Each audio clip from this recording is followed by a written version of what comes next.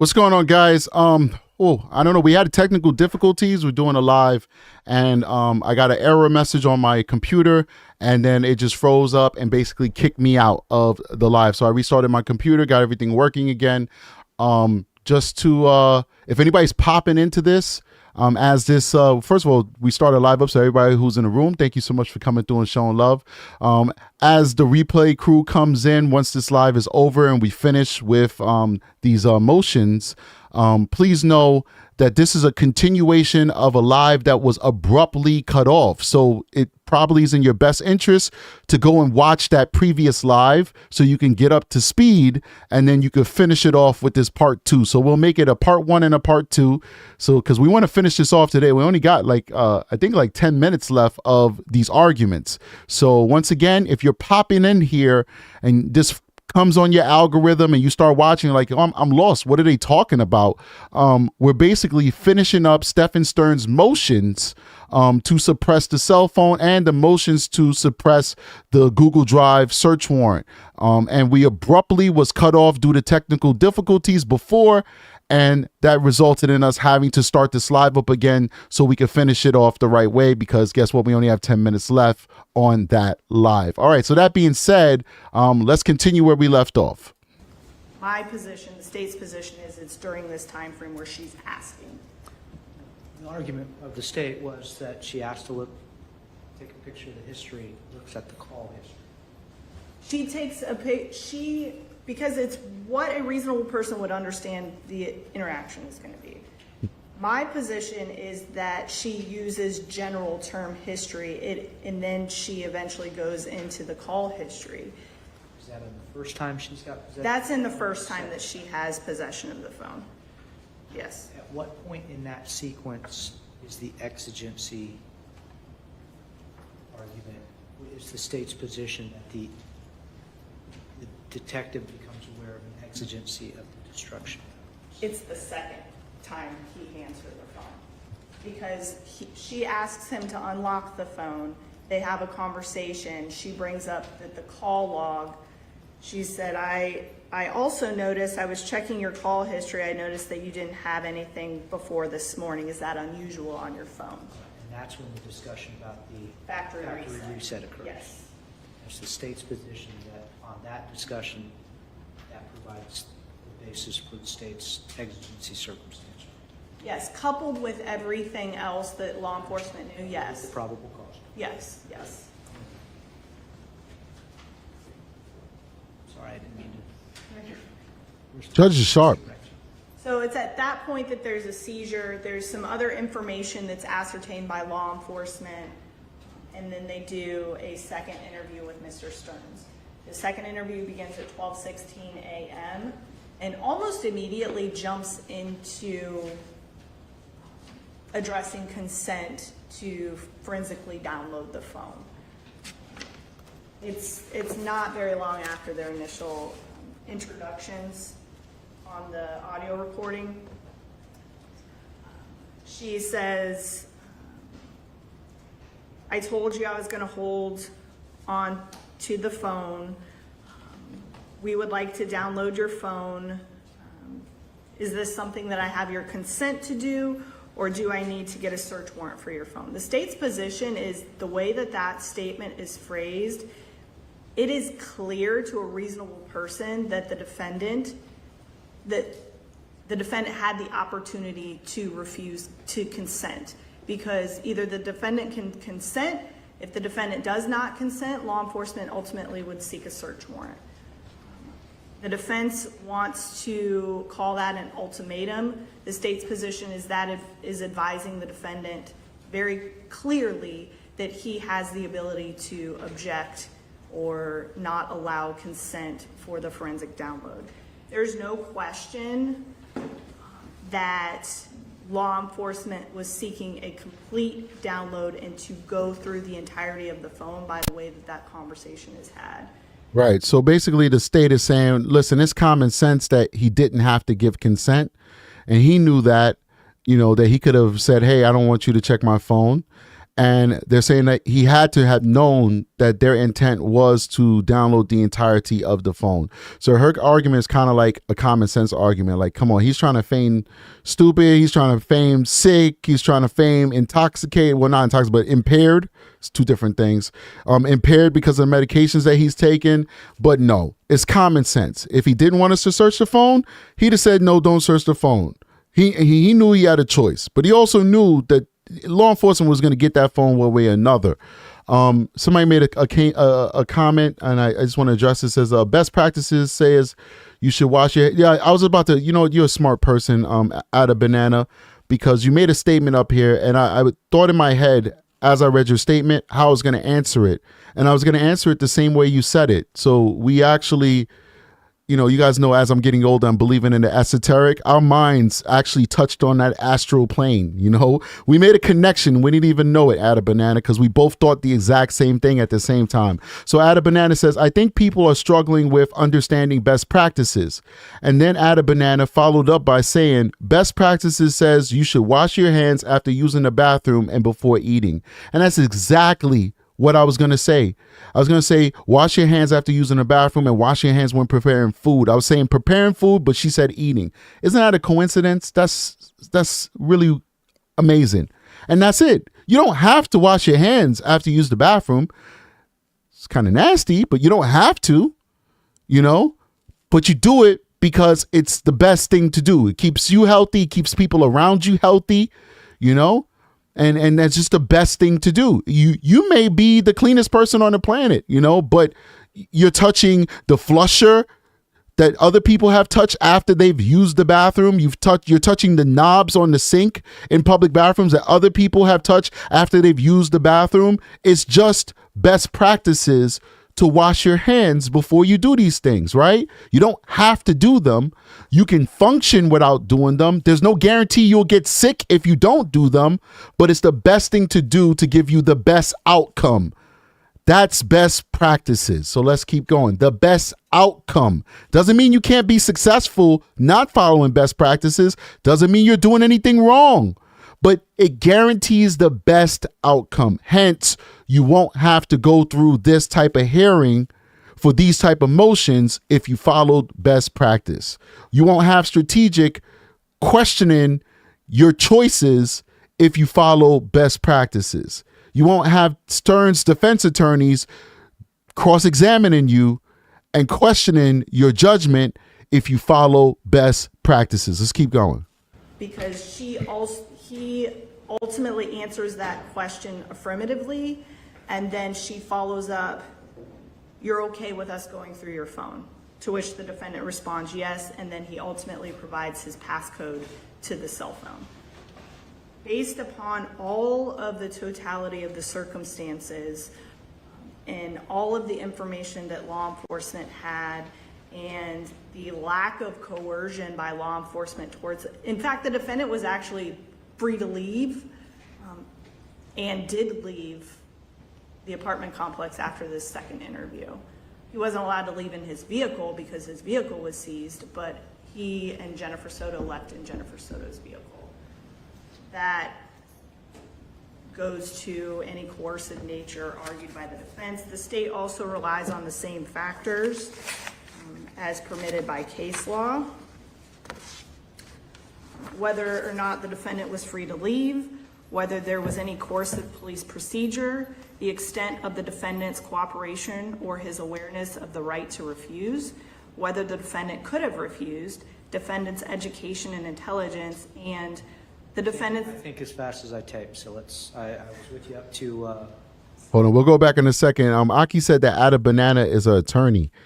Like, how Aki be knowing these things, man? She like be doing instant background checks on you guys. She like the CIA, the FBI. She said Ada Banana is an attorney. Well, Aki, what type of law does she practice? She gonna know that too, man. Don't mess with Aki. Don't mess with Aki. If you are an attorney, Ada Banana, Aki says you are, so that means you're an attorney. So if you're not an attorney, you're an attorney now. We'd love to know what your opinion is on the seizing of that cell phone. Ada is a civil attorney. Got you. Civil litigation. Well, if you have any expertise on, seizure, you probably do, because you probably sued people for improper search and seizure. How do you feel about it? Do you think, I don't think anybody's going to say that, that Tagler was wrong or she violated Stephan Stern's rights. But my curiosity wants me to ask you, do you think it was best practices in the way that she obtained the phone, and the fact that they decided to forego a search warrant and just search the phone based off of Stephan Stern's consent? What do you think? Let me know. Extent of cooperation. Or his awareness of his right to refuse, whether the defendant could have refused consent, the defendant's education and intelligence, and the defendant's belief that no incriminating evidence would be found. All of these factors should be considered by the court. We'll go back for a second, just for a quick bit. I want to digest that. I'll be reading these comments at the same time and I miss things. By law enforcement towards, in fact, the defendant was actually free to leave and did leave the apartment complex after this second interview. He wasn't allowed to leave in his vehicle because his vehicle was seized, but he and Jennifer Soto left in Jennifer Soto's vehicle. That goes to any coercive nature argued by the defense. The state also relies on the same factors as permitted by case law. Whether or not the defendant was free to leave, whether there was any coercive police procedure, the extent of the defendant's cooperation or his awareness of the right to refuse, whether the defendant could have refused, defendant's education and intelligence, and the defendant's... I think as fast as I type, so I was with you up to extent of cooperation. Or his awareness of his right to refuse, whether the defendant could have refused consent, the defendant's education and intelligence, and the defendant's belief that no incriminating evidence would be found. All of these factors should be considered by the court in determining the defendant's voluntariness of consent. So the state has to show that the consent was voluntary by clear and convincing evidence, and the consent has to be freely and voluntarily given. That is the standard. There was some case law that distinguishes it from a formal waiver of Miranda and things like that, other constitutional rights. The standard for consent is whether it was freely and voluntarily. So these factors that we just discussed go to the voluntariness of consent. So for the consent that occurs on February 27th, so that first interview where they're actually looking through the phone, the state's position is that consent was valid. The defendant unlocked his phone twice and handed it to Detective Tagler twice. The defendant specifically consented to map data, viewing and documenting his history, reviewing settings to see if he's logged into his Google account. The defendant was standing directly next to Detective Tagler as she was viewing the content. There was not the word history was used in the state's position in a general way. It was. Oh man, I don't know. I'm falling asleep off of what she's saying right now. We gotta go back again. Ada Benes, this is what happened when you asked a divorce attorney about criminal law. She said healthcare and business litigation, but I don't believe her. I think she's a divorce attorney. She says, Ada Benes says, I don't practice criminal law, but I assume it's like obtaining evidence from sources outside of discovery or subpoenas, which makes it difficult to authenticate and admit at trial.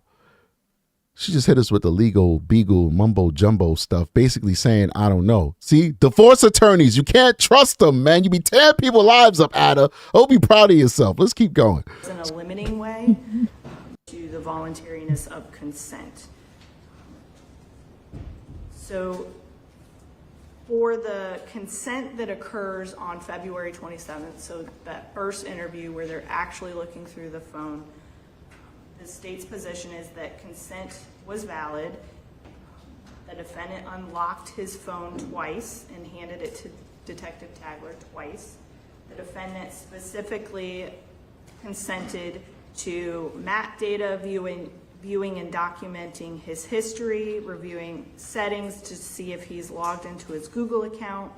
The defendant was standing directly next to Detective Tagler as she was viewing the content.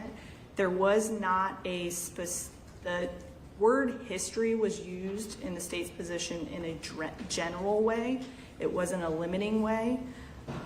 And at no point did the defendant intend or verbally or physically or any other way communicate that he was limiting or withdrawing consent. He was free to leave during the conversation. He was not in handcuffs. There was no police coercive tactics. The state's position is the defendant was aware, based upon the questioning, that he had the right to refuse. And while she's talking, Icky Stearns is like whispering in his attorney's ear. I'm pretty sure, like, because remember, these attorneys are human beings, okay? They're doing a job. Like I told you guys, defense attorneys are the most important part of our criminal justice system. They are in the Constitution. The Constitution doesn't say nothing about prosecutors. I tell you that all the time. The Constitution specifically talks about defense attorneys because they understand that they're the ones that's going to keep our government honest so that the government doesn't railroad you when you're innocent, right? These are human beings that are doing a job. This guy doesn't love Stephan Stearns. He's just doing his constitutional sworn duty as a member of the bar to be fair and judicial in his practice of the law.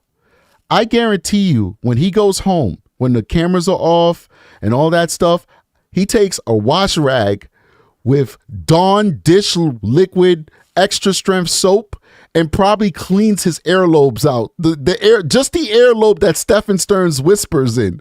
Like he takes bleach, the whole nine, man. Like look at he's a Caucasian guy, but I guarantee you, his ears are probably whiter than any other part of his body because he probably bleaches. Let's go over here so you can see his ears. He bleaches that air to get Stephan Stearns' breath and saliva out of it, man. I'm pretty sure this guy is disgusted with Stearns like we are. So don't ever get that twisted. Don't hate these attorneys. These attorneys are just doing their job. And by the way, I'm just joking with Ada Banana. We really appreciate you putting your insight in the chat. I was just cracking jokes on you. That's what I do sometimes. I crack jokes. So I hope she knows I'm just playing around, right? She's much more qualified than me in a whole bunch of different things, right? But like I said, and I think she just put a message. She says, we might not like Stephan and what he did to Maddie, but please don't toss the hate to his legal staff. They're only doing their job. Yep, she's 100% correct. And I don't know how long you've been on this show, Ada Banana. Oh, no, that wasn't Ada Banana. That was Anita Blackstone that said that. Good job, Anita Blackstone. But I have harped this from day one. Defense attorneys are heroes. Take that from the person who goes against them, who get yelled at from them, they try and be condescending with me. They try and destroy my hard work. They try and stumble me like how they were trying to stumble Acosta and Tagler and those folks. Listen, we are enemies, but I respect you. I respect what you're doing for our system because without these defense attorneys, our system would be broken. It'd just be a banana republic, okay? Just a banana republic. So anyway, Ada Banana says, if I represented Stearns, I would need to wear a disposable hazmat suit. Listen, these people don't like Stearns. They're just doing their job. That's it. This guy's ears is whiter than his body. I'm telling you, because he's using bleach to clean those lobes out at the end of the day because Stearns whispers in that ear. I guarantee you it. I guarantee you. When he's done with this case, he's going to come on my show. I'm going to reach out like, yo, come on my show, man. And he's going to tell us all about how he disinfected his ears because Stearns would whisper in it. Let's keep going. He could have not unlocked his cell phone. He could have said no. There was a lot of testimony that he was free to leave and he could not have consented. They're not in a confined space. And the biggest one is the defendant thought he destroyed all of the evidence. The defendant factory reset his phone twice on the date of Madeline Soto's disappearance. And the reason why he consented is he believed that everything was gone. So the state's position is that the consensual searches that were conducted in this case were valid and permissible under the Fourth Amendment. Thank you. Brief rebuttal. I think it was a good argument, but it was a little bit of a weak argument. I think she could have made a better argument, but once again, I'm a lay person critiquing an attorney. So I will definitely say take it with a grain of salt. If I'm critiquing a detective, that's my professional opinion. Even though I deal with the law on a daily basis and I work hand in hand with attorneys and I go up against attorneys on the stand, I am not an attorney. But I just felt like her argument could have been a little bit more compelling. Let's keep going. As to the state's argument that looking to Mr. Stearns' belief that he was free to leave, again, this isn't on law enforcement's observations. It's based on what a reasonable person would believe in that situation. Here, while we don't have... Uh-oh. What happened? Oh, boy. It just froze. Oh, boy.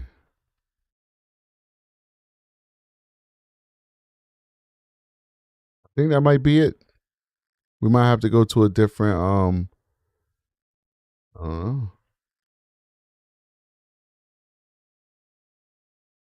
I think that's it, guys. So we're going to have to go. Let me bring it to me. I'll go to another source real quick because obviously the motion is not done. And Fox, whatever channel this is, they cut it. So we'll go find it somewhere else and finish it because I want to finish it. I don't want to leave the stream without it being done. Aki says it cuts off. Does it cut off on every channel though that covered this? Because this is Channel 6 News. I wonder if Fox 35 shows the whole thing. She said that's it. But what about Fox 35? What about Fox 30 Thizzles?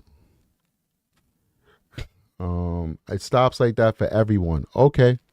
Thanks for saving me to go search. What are they hiding from us, ladies and gentlemen? What are you hiding? It's a conspiracy. Oh, shoot, man. I'll put it back on here. What are they hiding? We put the tinfoil hat back on because he was in the middle of a sentence and they just cut that off out of nowhere, man. They hiding something from us, guys. They ain't hiding nothing. It was probably like a technical difficulty like we had earlier in the show when our stream got cut off. And maybe somebody said in the chat it was Jen Soto hacking us.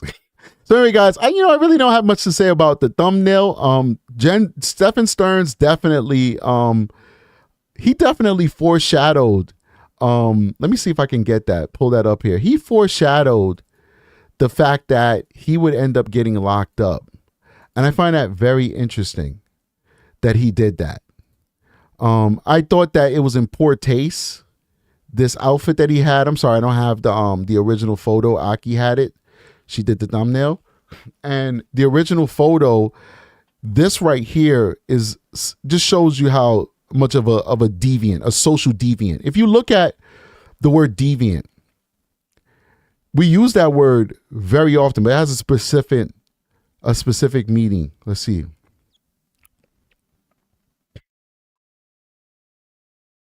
So the actual definition from Oxford of deviant, right, is departing from usual or acceptable standards, especially in social or sexual behavior. So a lot of times people say sexual deviant. You don't have to say that. It's inherent in the actual definition. This word was created to encompass, that type of behavior. And so in this picture that we've had for a very long time, this was posted many months ago, of Stephan Stearns attending a Halloween party where he's pretending to be a prisoner with a wee-wee in his hand. He was walking around with a plastic wee-wee. It's a harbinger of who he is and why he would be incarcerated. Look, just examine this with me for a second, right? He's got a prison jumpsuit on and he's holding a toy. And he's in jail now wearing a prison jumpsuit because of deviancy. This is long before he even knew Maddie existed. This is Stearns as a young man, early 20s. This is before Jen Soto, before all of it. And yet, he's foreshadowing as to what his future would hold.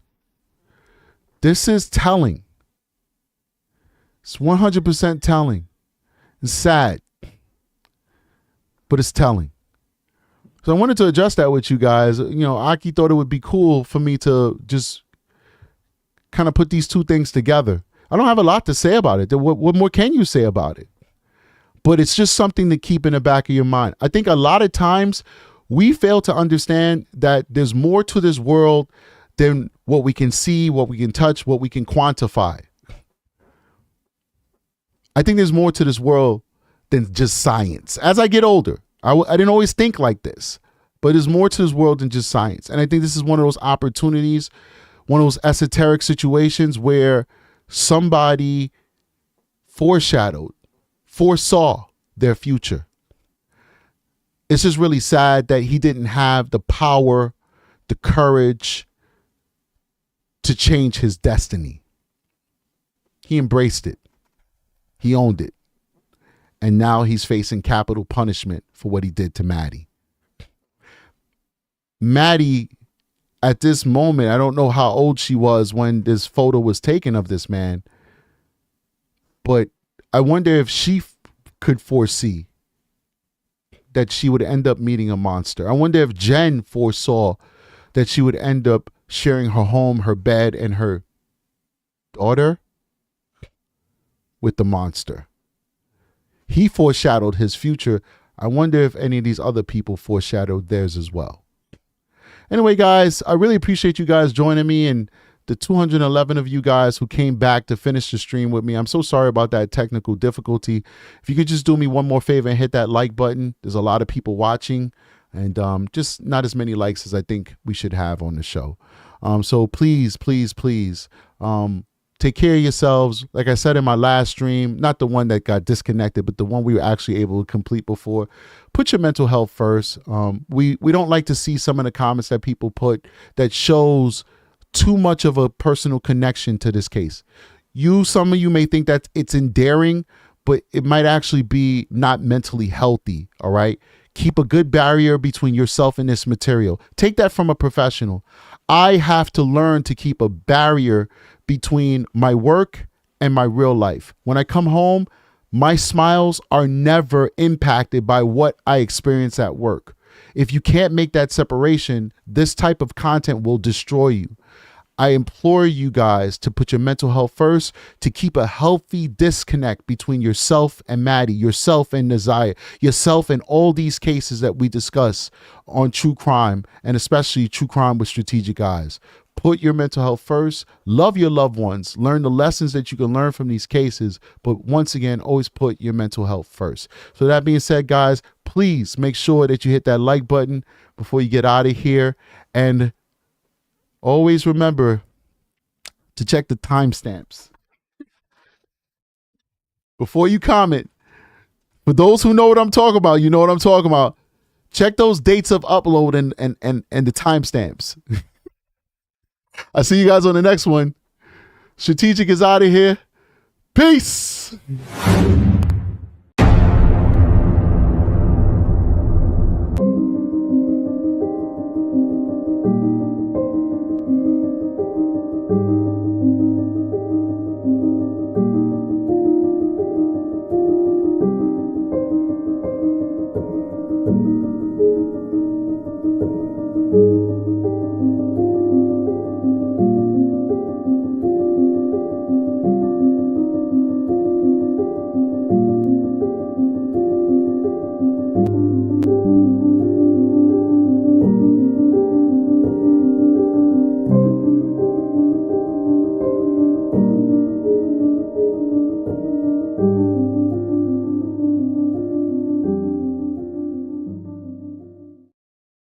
Does that make sense?